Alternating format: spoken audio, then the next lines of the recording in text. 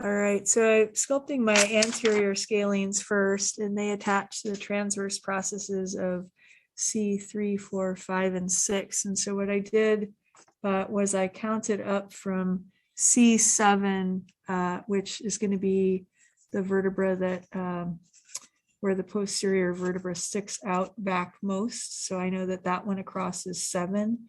So I started up from 6, 5, 4, and 3.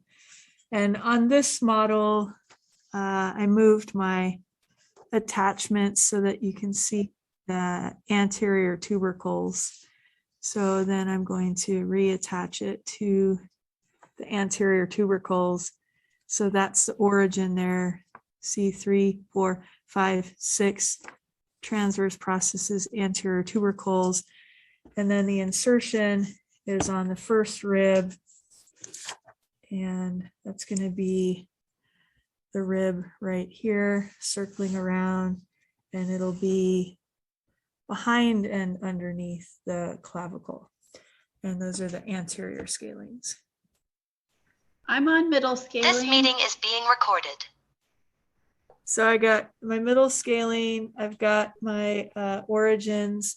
They're on the posterior tubercles. I counted up from C7 because they go to 6. So from 3 to 6 posterior tubercles and down to the first rib.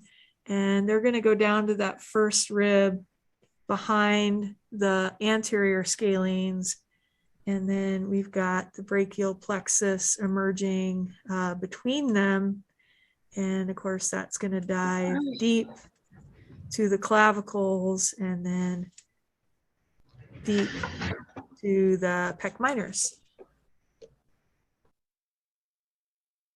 All right, and my posterior scalene, I removed my middle scalene to show this because it's deep and it goes from the posterior tubercles of C6 and C7.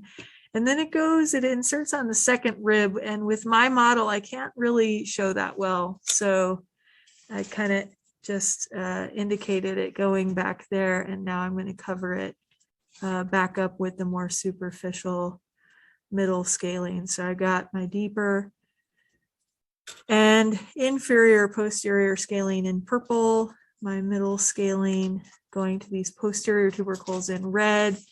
And that inserts on the first rib. And then I've got my brachial plexus in yellow, emerging between the anterior and middle scalenes, and then my anterior scalene in pink, originating on the anterior tubercles and going to the first rib.